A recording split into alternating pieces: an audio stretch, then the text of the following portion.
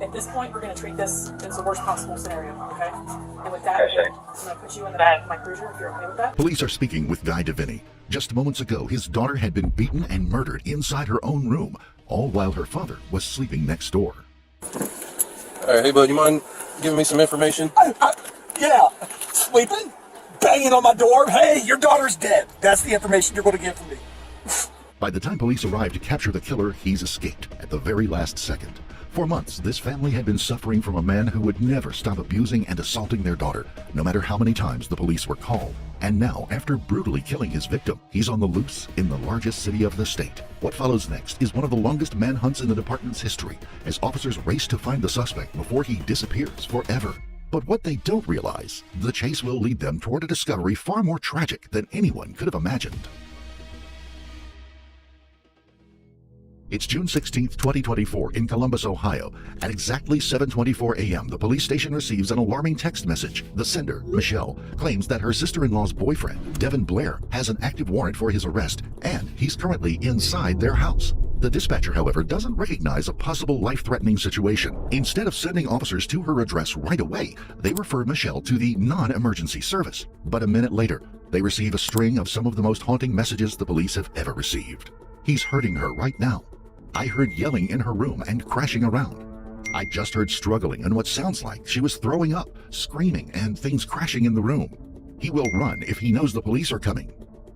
If officers don't arrive soon, who knows how this is going to end for her and Michelle's life. The dispatcher promises to call all available units and ends the session at 7:30 a.m. 2 minutes passed and Michelle messages the department again, begging for any officer to arrive immediately. The dispatcher reassures her they'll be sending officers as soon as possible, but nobody comes. 21 minutes later at 7:56 a.m., Michelle would send her last recorded message.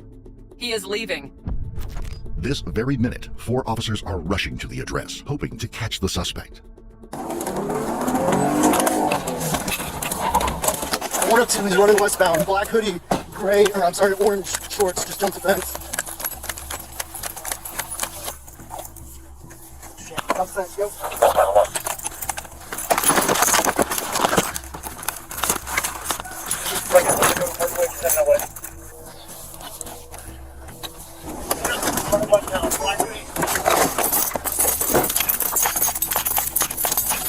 Gun out. He's all right here. Here, there he is. Hands up, you're under arrest.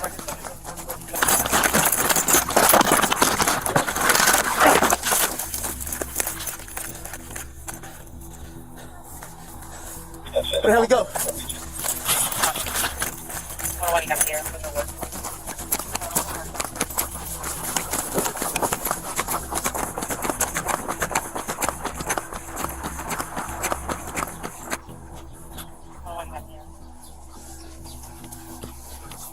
We lost him behind the houses here. We're at 4649 Parkway. The suspect has disappeared. The officers aren't sure what comes next.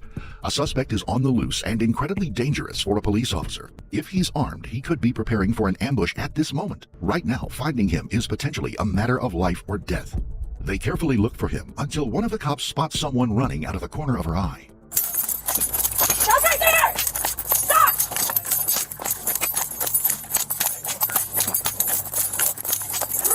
He's in behind 46 Teller Street.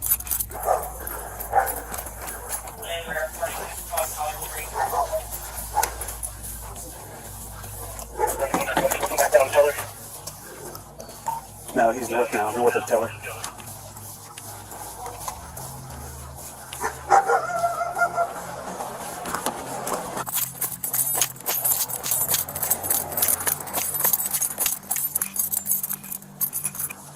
We don't have chopper, do we? He's northbound somewhere. Hey, if you can hold that perimeter over there, if you can see all the way down that street. The man manages to outmaneuver officers and slip away between the buildings, but the cops don't let up. They know if they lose him now, they might not ever catch him. While this team races after the fleeing suspect, another rushes towards the crime scene to secure the victim. I think he's back at the house. Got some screaming inside. I think he's trying to kill my sister. Where's your sister? Is he inside? Is he inside? No, he dipped. I don't. Where's your sister? She's upstairs. Upstairs to the left is the bathroom. He's not here with his brother. Her brother's maybe tending to you. Oh, baby! Get out, please. I tried to do depressions. I couldn't. You'll die until that motherfucker. But they might be too late. The victim, 19-year-old Brooke DeVinny, is lying on the bed. Officer Sanders notices multiple bruises covering her face and especially her neck. He calls out to her, but the victim is not breathing. Officers also find 3 of the victim's family members on the crime scene: her brother Brandon, with his girlfriend Michelle, and her own father, Guy DeVinny. Right now, they're the officers' only chance to figure out what has just happened and how the suspect attacked the victim so brutally. Hey, bud. You, brother? Okay. So if you could, I know you probably already talked to officers and everything. What's your name? Brandon. Brandon? Okay. I know you probably already talked to officers and everything, but did you hear anything? Like, what did you... Fighting. When you say fighting, what do you mean by sounded that? like she screamed like once or twice. Where were you actually at? In my bedroom. Which is across the hall? No, the one right next to hers. Next to it, okay. And I thought it was just their normal fighting. They fight all the time. And I just... What did you actually hear? Her shout, crashing, sounded like she might have gotten pushed. When you say shout, was it just screaming? Scream. We'll keep everybody's statements separate. Sorry. Appreciate that. So, Alright, we got a notice for 4598. The crash, that sounded like glass, but I don't know for sure if it was. So that might be a good place to take a look A at. couple bangs against the wall. And then we heard another scream, and we finally sent the text because we knew he would run if he saw you guys. And you guys got here just as he was coming out, and I don't... Did you, now, you said you sent the text? No, when you sent the text, Do we have family did or you something go driving around this neighborhood in the as bedroom well? at all? No, but still heard them. So you didn't go in the bedroom at all? not check and see? until after he tried leaving, and you guys were already here. Okay. We knocked on the door, she wasn't responding. What Brandon just said here is crucial. This isn't the first time the couple had a fight, and this time, their 24-year-old suspect, Devin Blair, made sure to make it their last. But that leaves officers with more questions than answers. Why was this fight the last straw? Unfortunately for officers, Brandon doesn't know why, but they suspect someone who might. His girlfriend and the victim's closest friend, Michelle. She was the one to message the police, who might know something more, something that could lead them to the reason behind this senseless murder. So you called during the actual fighting? I messaged so that way he doesn't run because... Oh, yeah, the text thing? Yeah. No, that's perfect. The quieter the better sometimes. She's so far. They're in there working on her, and now we got our ambulance coming, so... I just don't get it. I just don't get it, man. She kept going back after him and after him. She went to the hospital the last time. 2 times she's went to the hospital because of it. How bad she's bruised her and beat her before. So she's got marks from old assaults. Maybe scars, I'm not sure. He knew what he did too. He grabbed, I think he has her phone. Because I saw multiple phones in his pocket when he came downstairs and went back up one time. I think he has her phone too. Stories like this can make us worry about what would happen to the people we love. And while we can't control what tomorrow brings, we don't have to face our problems alone. Now, I want to share something personal from one of our team members. Some crime cases on this channel can be especially difficult to watch. As for them, it isn't easy either. Sometimes they would ask themselves, will I always be there for the people I love when they need me most? And over time, they noticed those anxious thoughts started following them everywhere. At work, on walks, even with free time with their friends and family. And that's when they knew they needed help, and their therapist made them realize something truly important.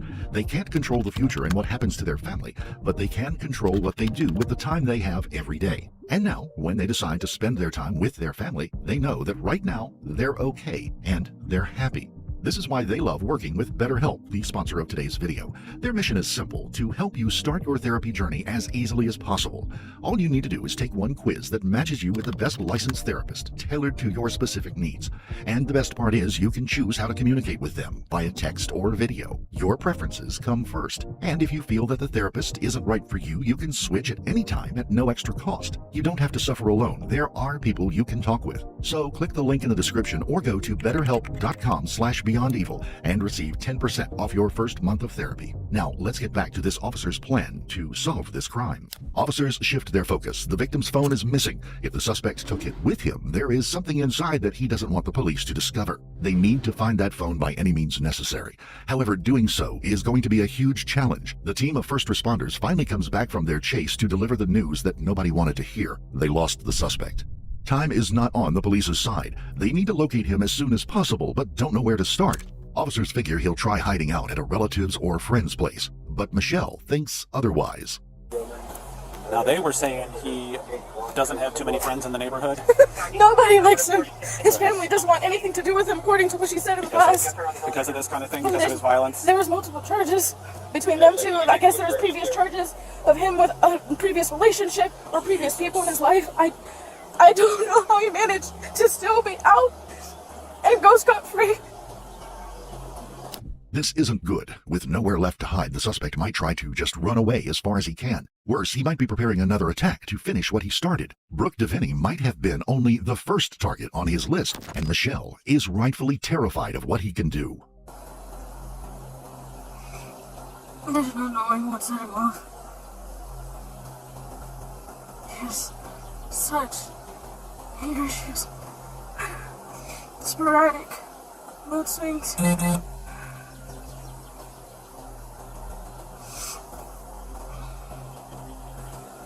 She's mentioned before that he's threatened to kill all of us in our sleep. And then he said that he'd kill her. I'm so vigilant, so scared. Every noise wakes me up. Every crack of a stair makes me stand up, bitch. It's not just because of him. As the investigation continues, officers move all witnesses into heavily armed cruisers. With a dangerous suspect on the loose, the police are taking no chances. There is only one last witness the police haven't questioned yet, the victim's father, 53-year-old Guy Deviney, and the way he discovered his own daughter's body is a nightmare come true for any parent. Hey, bud, you mind giving me some information? Yeah, sleeping, banging on my door. Hey, your daughter's dead. That's the information you're going to get from me. This is your daughter's that's up there? Yeah. Okay. You live here? Yes. Alright, so I know you're a little upset right now. If you can give me as much information as possible. I just know that she was dating this guy. I don't even know his last name. I know him, but Devin. Okay. We talked. What? God. Sir, did you hear the I didn't hear nothing. Didn't hear him I arguing got a. My fan is loud. I sleep with my fan on high, and I was completely out. I drive a truck, so I sleep heavy. Yeah, that's what's And does the boyfriend... And this guy, I told her, I said, he's bad news, I just don't like him. What's the status? So they are doing CPR. It looks like they're going to transport. I'll call that good news right now. It is. She's breathing? They're trying... I don't know. I'm not in there, but I know when I went up there, they were doing CPR. They're not using the machine, they're actively working with her, and they just brought a grenade here, so it looks like they're trying to transport. Okay? And I will keep you updated, alright? No one on the scene really knows what's going to happen next, but in just 20 minutes, they'll receive news that changes their lives forever. 19-year-old Brooke Deviney is pronounced dead at the hospital. Her cause of death is asphyxia, caused by strangulation and blunt force trauma to her head. And the man who committed this heinous murder is still on the loose in Ohio's biggest city. If the cops don't find him soon, Brooke Deviney won't be his only victim. After gathering the evidence and questioning witnesses at the scene, detectives were finally able to put together a picture of what happened. Early that morning, Devin Blair entered the house and confronted his girlfriend Brooke Deviney inside her bedroom. The reason is still unknown. But what began as a verbal confrontation quickly turned into a violent fight. That woke up both the victim's brother and his girlfriend next door. The two witnesses could hear everything. Devin throwing her around the room, slamming her against a wall, and repeatedly striking her head and face. Then the struggle suddenly came to an end. Nobody realized it at the time, but Devin had just strangled Brooke in her own bed. Throughout the ordeal, the victim's brother and his girlfriend were desperately texting the police, hoping officers could catch Devin by surprise and arrest him. After killing Brooke, witnesses could hear Blair moving through the house, unaware that he was looking for sheets and towels to cover the body before leaving the residence and running away wearing black clothes. And now Columbus police face a challenge unlike anything they've ever seen. Their suspect has escaped through Riverbend, arguably one of the densest areas in the entire city. And it has everything police officers hate. Closely packed backyards with tall fences, tangled roadways, and countless dead ends. It's the perfect place for Devin to get away. Locating him now might take days, if not weeks, of searching. But officers are confident of one thing: Devin can never run too far. For one good reason. Back when the first responders arrived at the scene, they saw Devin trying to get inside the victim's vehicle in the garage. Officers were quick to react. They blocked the road with their vehicles just in time, preventing the suspect from driving away. He managed to get away on foot, but without a car, Devin can't have gone too far. This leads detectives to the only possible conclusion. Devin is somewhere hiding in this neighborhood. He might be in an abandoned building or a vacant house or just in the bushes waiting for the police to lose his trail. Devin has the upper hand. The area is big enough for him to hide just about anywhere, with the police force being stretched thin as it is. He has the environment on his side, but the police also have a trick up their sleeves. A police cruiser pulls up to the scene with a special package. Aren't you guys ever going to get drones? I mean, that was because you guys have a chopper. They're just like, the chopper's a little better than drone, but it's got to be available. Exactly. These are quicker to deploy. Yeah. We keep talking about it, but just like everything else.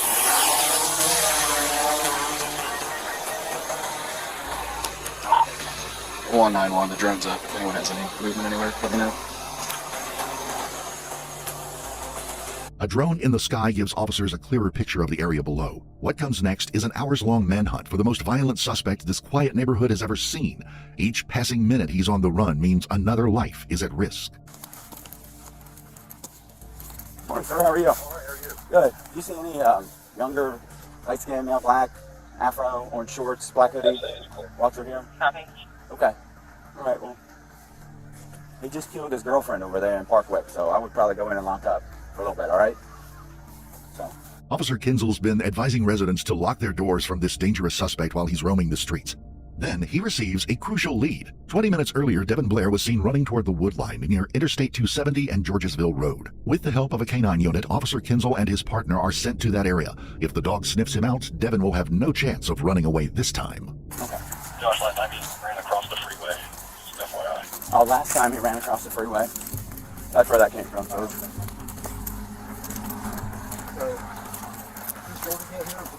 That's the freeway. Okay. All right, well, that makes sense then. We can get to the wood line.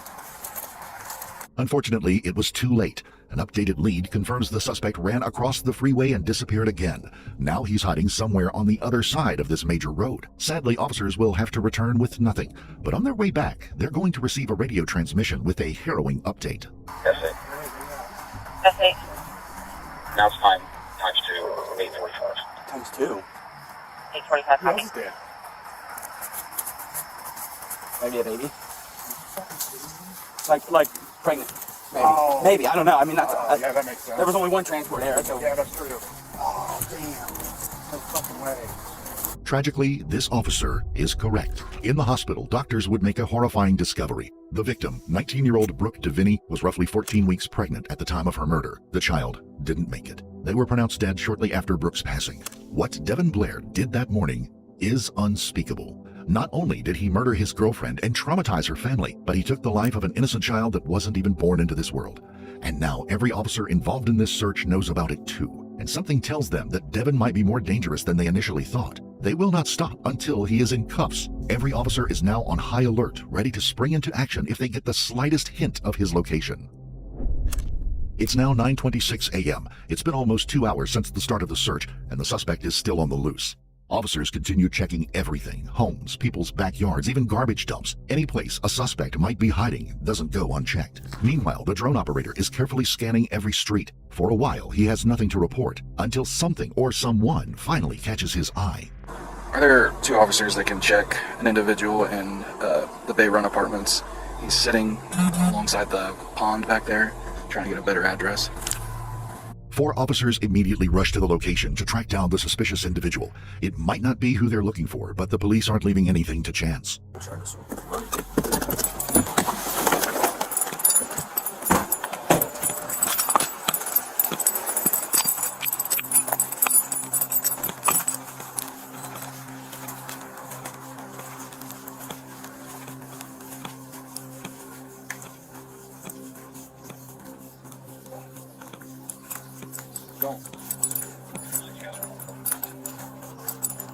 But when officers arrive, the man is gone. All they find is an empty chair facing the lake. It appears the suspect has once again managed to get away, until they notice an open window in an empty apartment full of clutter, a perfect place for a criminal to hide.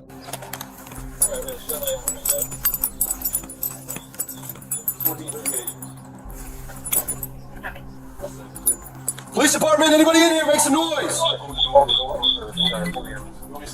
Yeah, just hold that window. Hold there. Alright, just opens up to the right. It's clear. Hey, baby, you can come in. Copy. Moving. Good, sir. Move. Going right. No. Clear for now. He had to have seen us driving through. That's all right.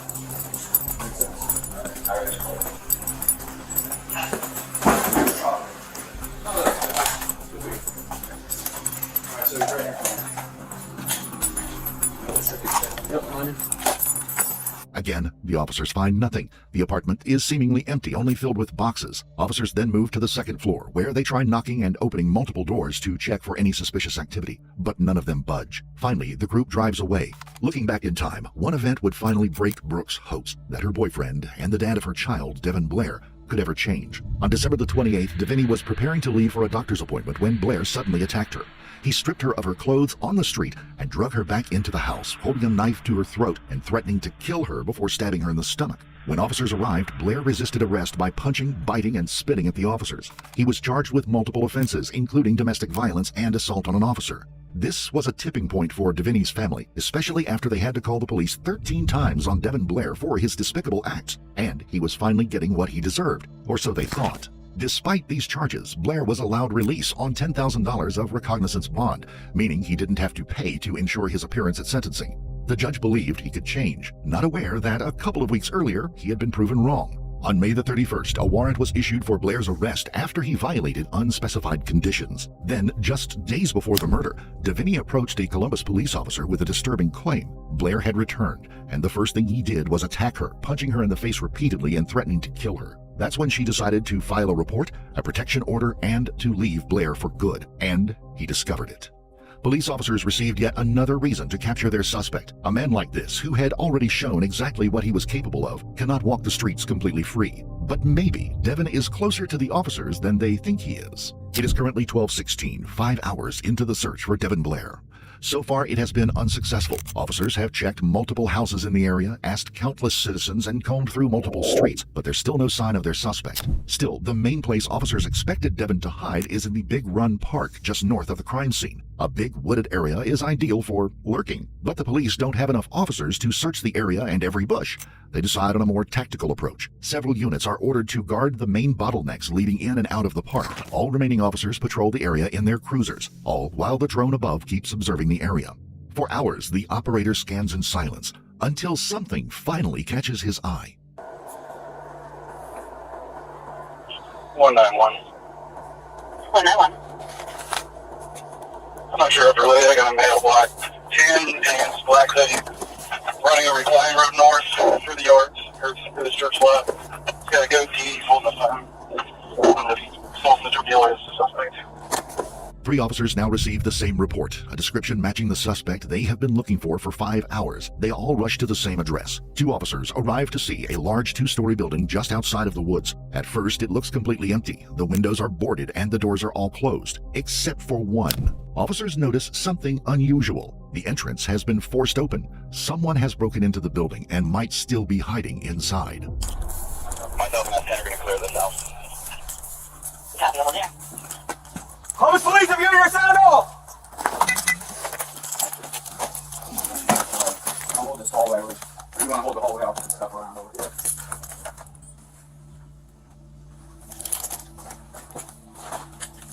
Columbus Police!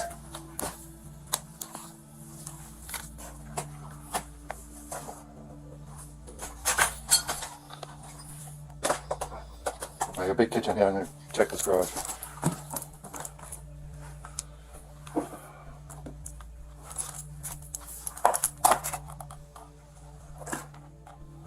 It's fucking nasty in here.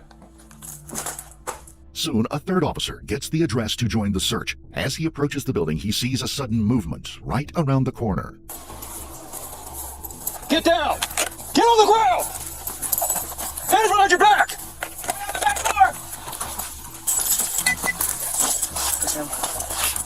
There you go.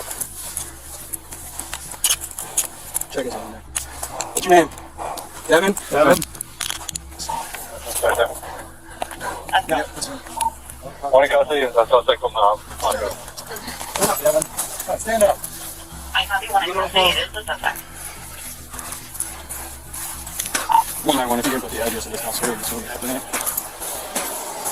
After hours of searching, the manhunt finally comes to an end. Devin Blair, the suspect wanted for homicide, has finally been arrested. However, the victim's phone is not found on him. He likely got rid of it. But Devin won't go down without a fight. Instead of cooperating with officers, he decides to make their job as difficult as possible. I can get my water. I can get my water. Stop. Stop. I'm gonna get my fucking water. Hey, we'll deal with that later, okay? 191, he's gonna go wagon over there. Keeps trying to get his own. Bro, I'm cool. Let me go, bro. You're the one that did it. Let me go, bro. Let me go, bro. I think it's like Cottrell's right on the corner. They found it. Bro, let me, bro. No. You want to slam your head and be stupid? That's what happens.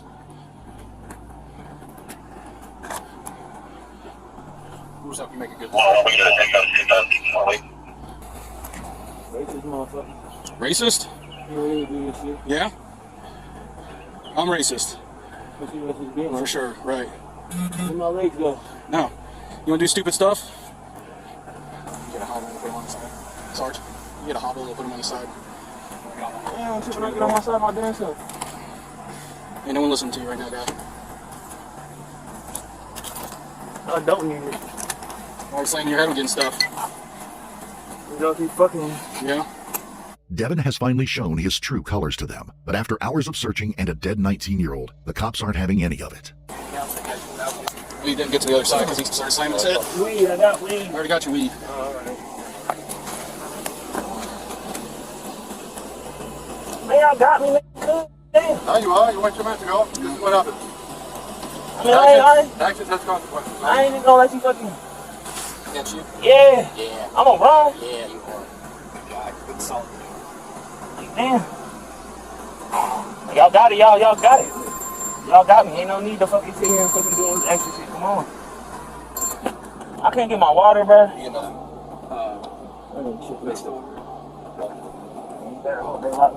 What's your name? Sanders. 1813. Work 19 precinct. 7 A to 3 P. What's that? Huh? What's that? That's a work schedule. Yeah. He's off Tuesday and Wednesday. I'm off Tuesday, Wednesdays. I'm easy to find. Well, I can't get no water. I've been throwing up all fucking day, bro. We don't have any water. Water's gone. They left it in the woods. No, lay down when y'all got me. Well, too bad. We don't get any. Reconsider your life choices then. In the end, Devin refuses to get up and walk with the police to the vehicle on his own, leaving officers with no choice but to bring out a stretcher. They finally secure Devin and place him inside the car. He's delivered to the police department. Detectives are hoping Devin will provide them with any reasoning behind this senseless murder of a pregnant victim. However, he doesn't say a word. He refuses to speak with the detectives. Officers finally put him in custody, where he will wait for yet another trial. But this time, the trial will decide the entire course of his life forever. 2 days later, on June the 18th of 2024, Devin Blair had his first courtroom hearing. However, he could not resist showing his true colors again. Right in the middle of the process, Blair spoke over both the prosecutor and his own public defender, and even the judge himself, all recorded live on camera. Before ending the hearing, he screamed, "Shut the up and give me a bond. Say okay and get me the out of here," demanding a bond for his release. The judge complied with the suspect's request and issued a bond of $11 million, one of the biggest in the state's history. No one has stepped forward to pay it. 2 days later, on June the 20th, friends and family of Brooke DeVinny will hold a vigil in her honor in a place she held dear, the Columbus Prep Academy. They would also honor the memory of the unborn child, who Brooke wanted to name Aiden. In the end, the victim's mother, Billy DeVinny, expressed her sadness over the system that was supposed to protect her daughter. Only a year later, on Monday, July the 21st of 2025, Devin Blair was finally sentenced. That day, he signed a guilty plea, admitting to 2 counts of involuntary manslaughter, 2 counts of felonious assault, and 1 count of strangulation. Though before the sentencing, Blair apologized to Devini's family and expressed his remorse over the murder. But the victim's mother did not buy it and told the real truth about the man Devin really is, right in front of him. She filed a police report and a protection order. She said, Mom, once he finds out what I did, he's going to kill me, Mom. And then he did. He selfishly took her and my grandson away from me. That was the ultimate evidence the detectives had against Devin. They didn't need the victim's phone to prove his guilt. Only the messages Brooke and her mother had exchanged about Devin Blair and who he actually is. A monster who relentlessly took 2 lives that fateful morning. In the end, the judge made the verdict. 24-year-old Devin Blair was sentenced to 46 to 51 years in prison. He got 2 additional consecutive years added to his sentence for a separate older case where Blair had committed domestic violence and harassed Franklin County Sheriff's deputies by spitting on them. This brought his final total prison sentence to 48 to 53.5 years in prison. As part of the guilty plea, he won't be requesting early release. He will get out of jail when he is almost 80 years old. We would like to extend our sincere condolences to the friends and family of Brooke Devini.